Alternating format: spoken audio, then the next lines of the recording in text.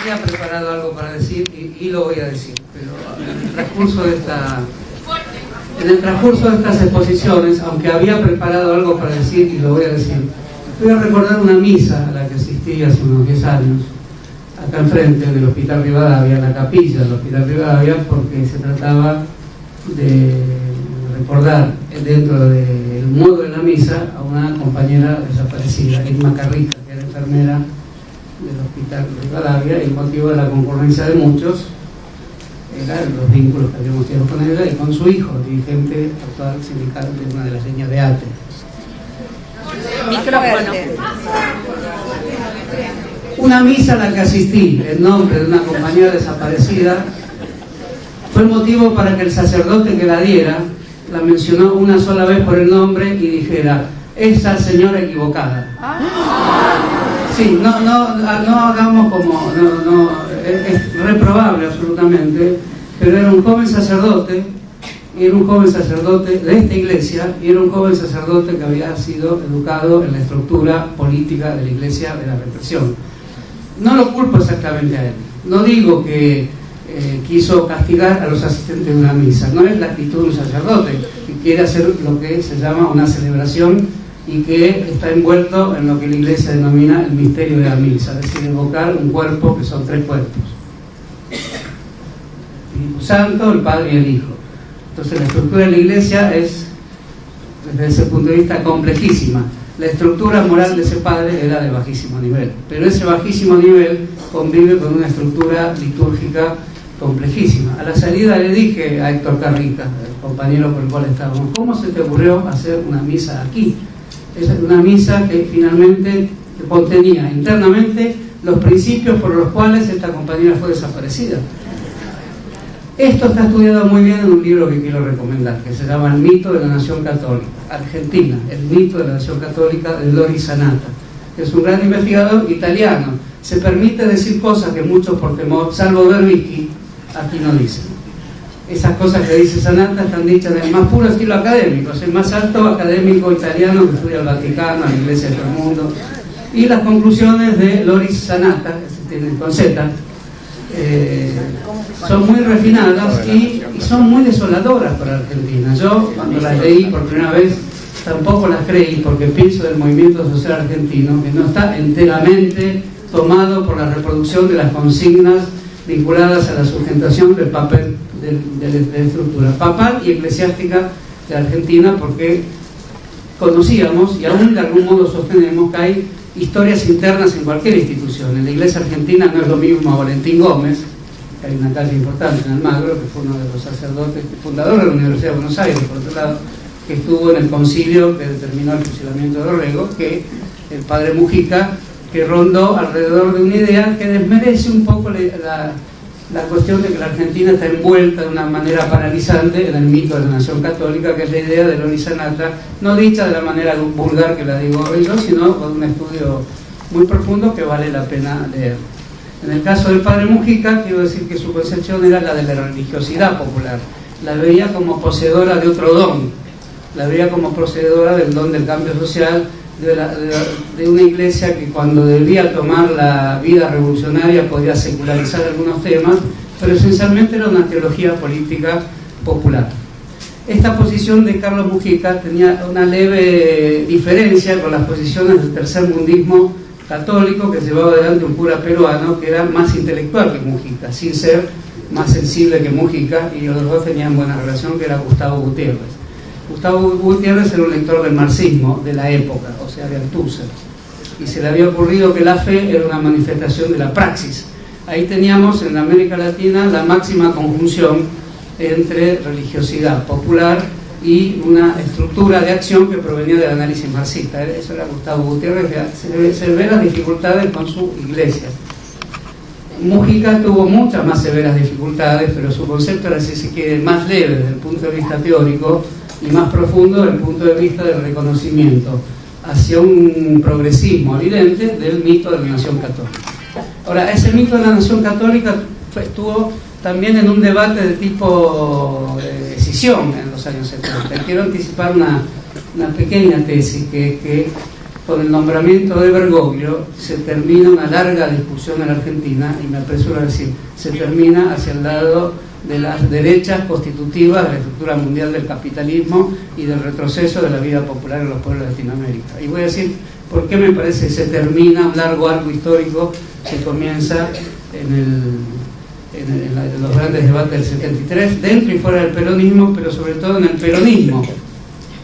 Algunos de cuyos sectores dicen no, es que hay un papa peronista. Esta expresión tiene una historia en el mito de la nación católica argentina.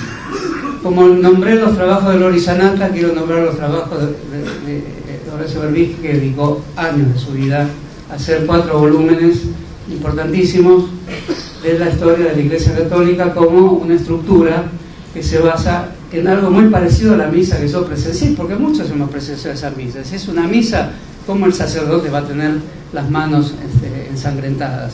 Pero eso está teorizado en la Iglesia. Por supuesto será la Iglesia de la ultraderecha, la Iglesia del Opus Dei, la Iglesia por ejemplo, de Joseph de Maistre, que fue el gran teórico de la reacción de la Iglesia frente a la Revolución Francesa. La salvación es por la sangre, dice Joseph de Maistre.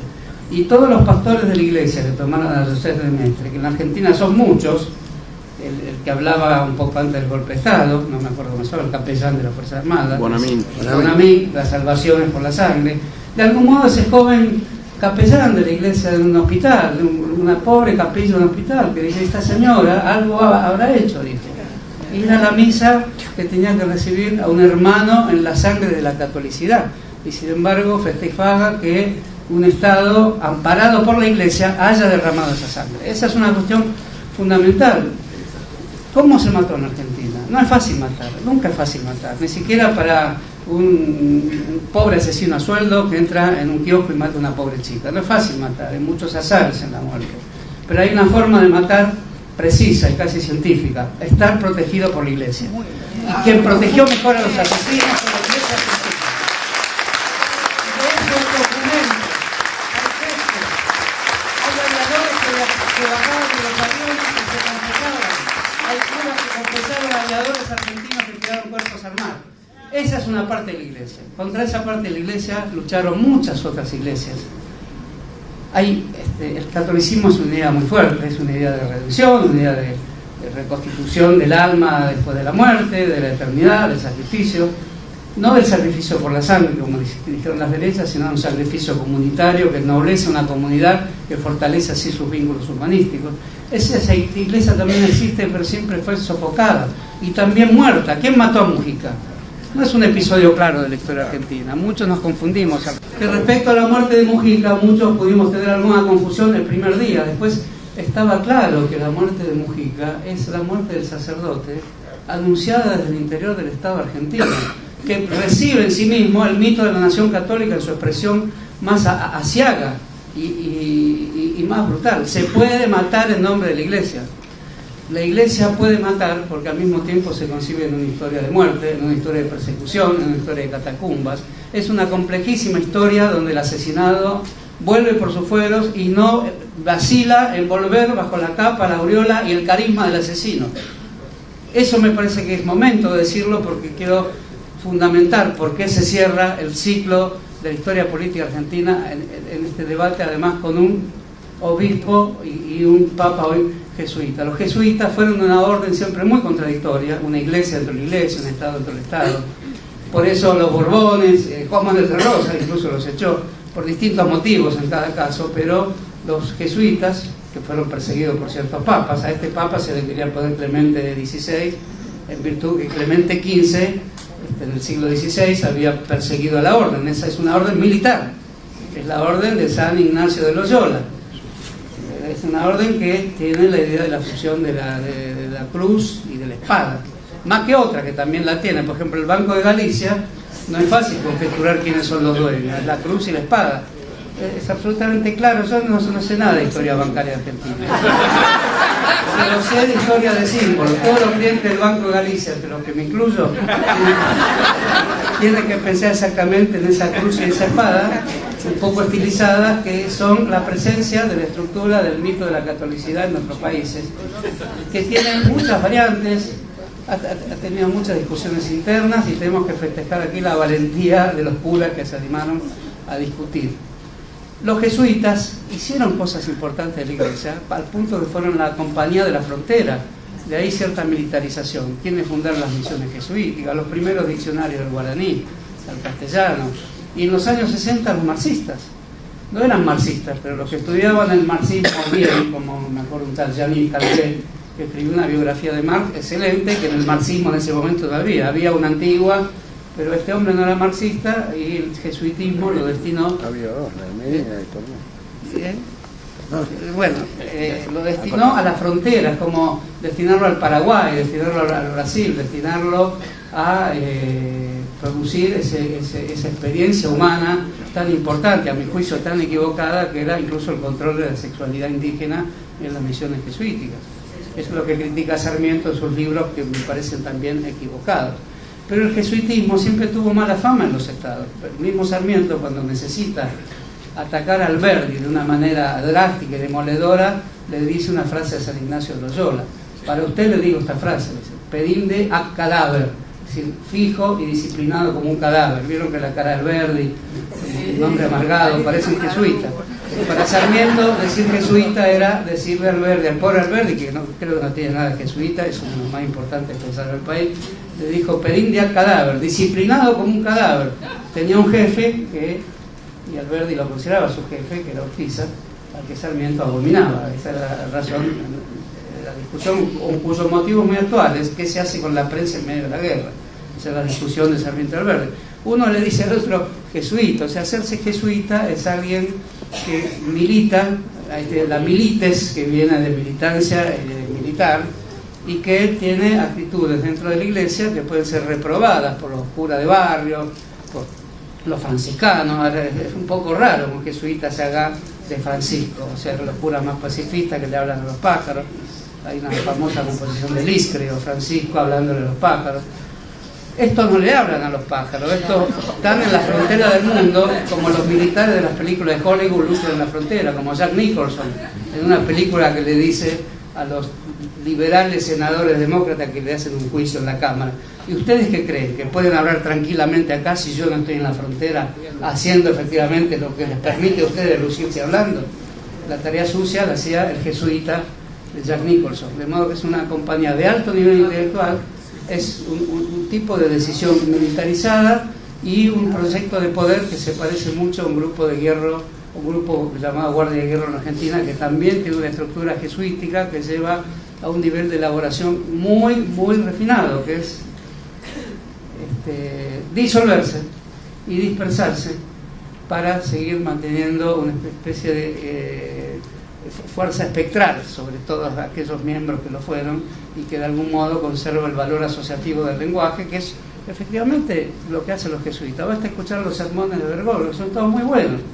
Es muy difícil decir, pero este tipo son sermones que tienen varios planos, no todos los discursos, pero este tiene un conocimiento de las escrituras que ya los curas comunes no tienen excesivamente. Los seminarios decaen intelectualmente, el de Devoto, por ejemplo, tal como decae la universidad. Esa es mi opinión. Tal como decaen los estudios humanísticos en la universidad, decaen los estudios humanísticos cristianos que se hacen en los seminarios. Este es un preciso conocedor de la alegoría de las escrituras. Cada vez que dice algo, que lo decía, apuntaba al corazón del gobierno, era un balinazo del corazón del gobierno, era: hay pobres y ustedes lo están provocando. Y él hablaba en nombre de los pobres con expresiones que tenían algo de tango, algo de San Lorenzo Almagro. O sea, yo no lo puedo interpretar sino como demagogia, ¿no? Se podría decir por Pancho I. Bueno, pues yo creo que lo que estoy diciendo es duro y muy duro. Y la verdad, estoy escandalizado por, y lo puedo explicar mejor, por los carteles que salen en Buenos Aires y por las personas que inventaron un peronista como papal o un papa peronista. Me parece un retroceso político trascendente, inútil, criticable y riesgosísimo en el mito de la nación católica. Lleva el mito de la nación católica a la estupidez electoralista y a la incapacidad de reflexionar la profundidad de este tema.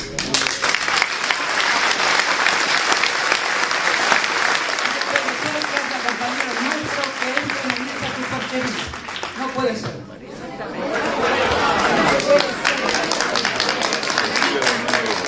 No puede ser compañeros nuestros entren en esa superchería. No puede ser de ninguna manera. Y hay que criticarlos. Y si quieren que vengan acá, como algunos de ellos han venido, a discutir efectivamente qué significa en la historia argentina esto que han hecho, y yo creo que se puede decir qué significa. Es el fin de aquella polémica, porque había, dije Guardia Guerra, y no lo digo peyorativamente para nada, eran compañeros basados también en una estructura jesuítica, de órdenes y de fuerte mimetización, porque el jesuitismo, como Guardia Guerra, y de algún modo como el lacanismo, Lacan disuelve por temas también de estructura lingüística, disuelve la escuela por la misma época en que Guardia Guerra disuelve su asociación con el mismo propósito de demostrar la validez asociativa de la metáfora, la metonimia, la sinódica, es decir, las grandes palabras. Por eso también no puedo juzgar esto de una manera tremendista. Son cosas que ocurren, de las más complejas, que no salen en los diarios además, y que tampoco se estudian bien en la universidad. El otro sector, que era el sector de montoneros, de FAP, etcétera, de FAP menos, porque Guardia Guerra se mimetiza con FAP en algún momento, que era de la lucha armada, venía también de otro cristianismo, venía del Cristo Obrero en Córdoba, venía de la idea sacrificial del militante cristiano, que es una idea sacrificial que se prueba con obras, pero esas obras no son el pragmatismo de cierta iglesia capitalista, los orígenes del capitalismo, sino hechos armados cuya validez era menos ideológica que la capacidad de sacrificio del creyente. Muchos compañeros que forman parte de Carta Abierta tuvieron y siguen teniendo esa visión cristiana de tipo sacrificial, que no llegó a la militancia sacrificial, por suerte, que en los países orientales tienen las organizaciones, algunas avaladas y otras no, por los estados orientales o árabes. De alguna manera, la idea de teología política estaba también presente ahí. Había un dato sacrificial. Y en modo de conmemorar esos heroísmos y esos militantes muertos, tenía mucho de cristianos. Primero porque eran cristianos. Recuerden que todo el episodio que envuelve a Aramburgo se hace en nombre de una justicia cristiana, puesto que se era cristiano. Y mucho después, cuando en esas organizaciones entró el marxismo, entró de una manera formalista, no demasiado profunda, pero dentro del cuadro que habían anunciado grandes escritores cristianos como García Lorca en su revista El Cristianismo y Revolución, que era la famosa confluencia que el Concilio Vaticano II había permitido, que no anunciado, entre marxistas y cristianos. Y escribieron muchos artículos interesantes en ese sentido, de modo que teníamos dos betas en la Argentina. Y esas dos betas Perón creyó por algún momento, porque se creía inspirado humorísticamente. Perón era un gran humorista criollo, que decía que iba a bendecir a todos urbi et orbi, es una expresión clásica del Vaticano, que hoy la hace con más éxito Bergoglio que lo que lo hizo Perón en su momento, porque Ezeiza impidió el orbi et orbi, y en Ezeiza había grupos que tenían el cristianismo, el peronismo cristiano por un lado, el Papa peronista por un lado, estaban en el palco de Ezeiza, y por otro lado había el cristianismo sacrificial, que había elaborado una gran leyenda reparadora para la Argentina con elementos marxistas, sociopolíticos tomados del marxismo y una heterogénea cantidad de elementos que hizo a la dicha de una época que terminó trágicamente. Perón decidió no bendecir más orbi et orbi, esa frase la usaba con Q.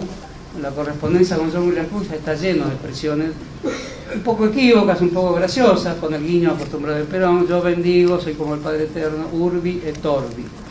De modo que a partir del fracaso de ese urbi et orbi de Perón, que fue sin duda un fracaso, en algún momento se veía en Perón el drama de no haber, que no era un cristiano Perón de ninguna manera, y hay que ver si todo el peronismo, porque no cualquier movimiento que una iglesia en algún país, de modo que y no cualquier filósofo existencialista, como Karl Massota justifica la quema iglesia. Yo personalmente no la justifico. Massota llegó a escribir, por eso ese grupo de psicoanalistas iniciantes de la Argentina le interesa el lado equívoco, bastardo, decían ellos, del peronismo, hereje. Decía, hicieron a quemar iglesias, estaban equivocados en su manera de tener razón. Es una frase de Karl Massota,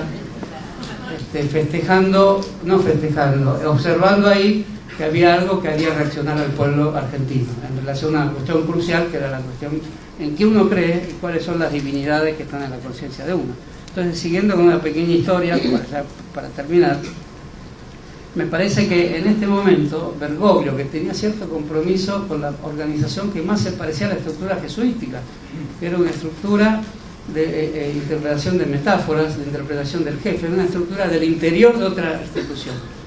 No hay muchas estructuras así. Por ejemplo, Carta Abierta es una estructura asamblearia, tiene una coordinación y no está dentro de otra institución calcándola. Carta Abierta no calca el modelo de la institución. Los jesuitas calcan desde adentro, hay una mímesis interna, calcan a la Iglesia, calcan la historia de la Iglesia con una vida intelectual elevada y sin desmentir el hecho que la sangre es reparadora, incluso usada por los mismos miembros de la Iglesia, que además Loyola era un capitán del ejército español.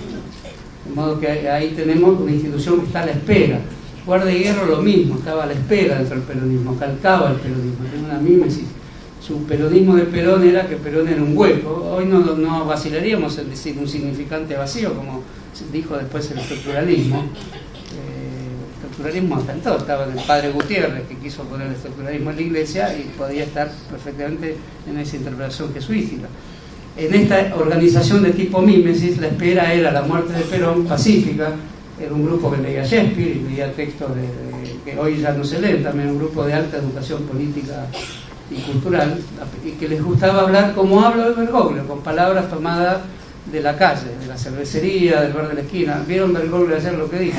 Si esto pues, se puede convertir en una ONG de la piedad. En cambio, tenemos que ser la organización que va caminando hacia Cristo. Esa es una concepción. Y termina diciendo, porque si no, así la cosa no va. Esa expresión es de Buenos Aires.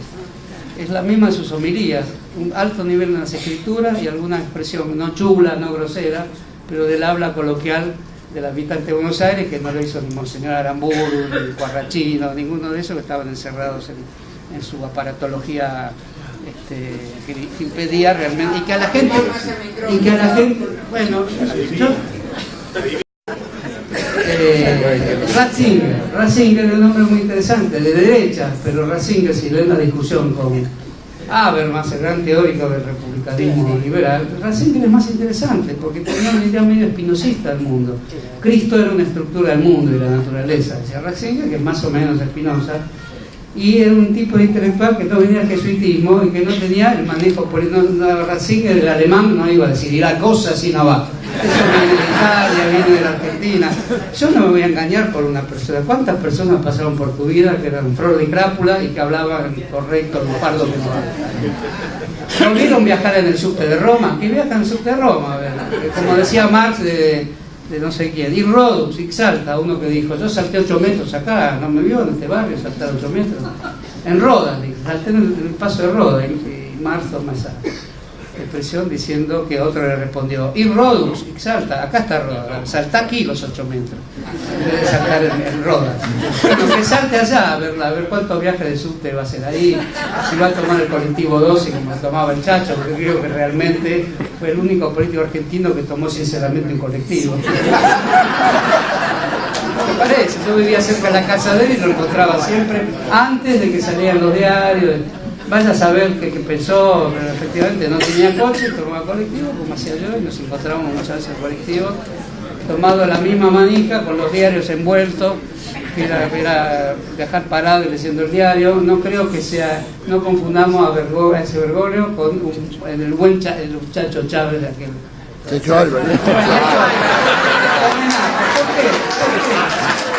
¿Por qué? Porque el Chacho, de las personas que yo conozco en Argentina que hablaron con Chávez, y eso lo presencié yo en una charla de Chacho con Chávez, era alguien al que Chávez le tenía una dosis de cariño tan enorme que todos los que piensan acá más o menos el Chacho se asombrarían como lo quería el Chacho a Chávez. Así que también quiero decir esto porque yo lo presencié personalmente. Chávez al Chacho. Y viceversa.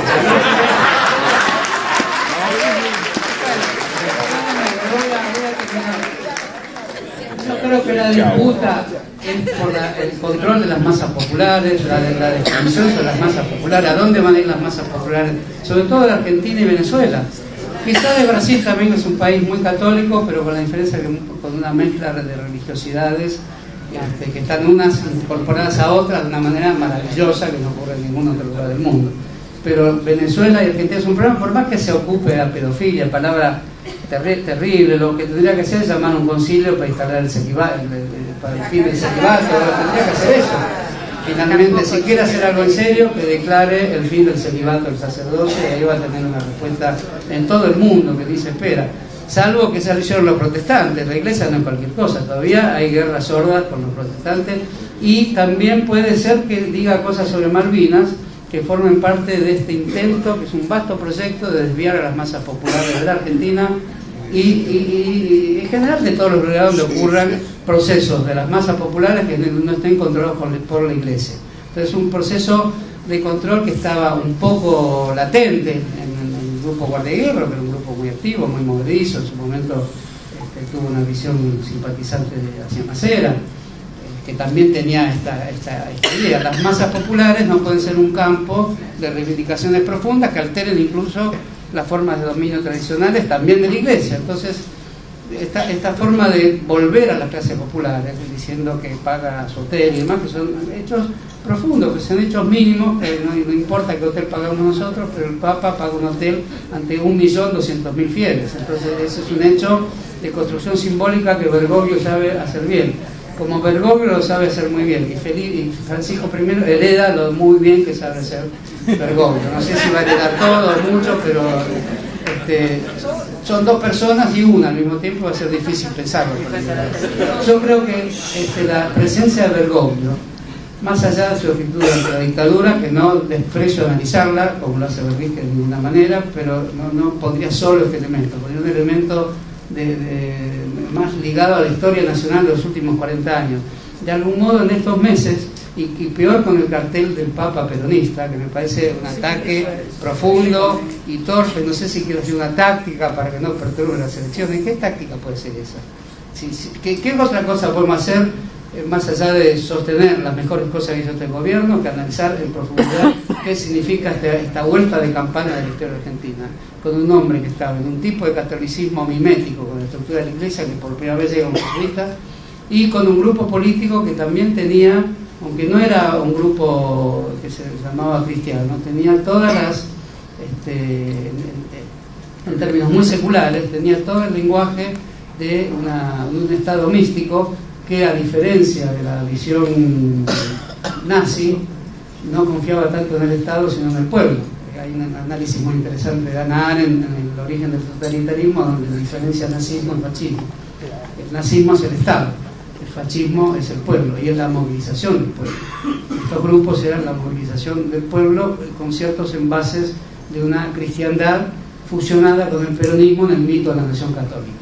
Y el otro sector, que de algún modo perdió, muchos se reacomodaron, hay un espectáculo un poco penoso para mí, muchos derrotados que combatieron el poder de Perón cantando la marcha de Perón, sin embargo ellos se hicieron más peronistas que el peronismo también. Eso pasó, a Aurelio no le gusta que lo diga, pero eso pasó porque esas cosas pasan porque las personas tienen conciencia movediza también, ¿no? Por eso no culpa a nadie, aunque la noción de culpa bien cristiana está presente en todos nosotros. De modo que aquí hay un sector que dirimió la polémica por el control de las masas, por decirlo más generosamente. ¿Quién hace de las masas populares, de los que sufren más, de los pueblos, de las autonomías comunitarias de los pueblos, quién tiene la capacidad de trazar el mejor camino de transformación para esos pueblos?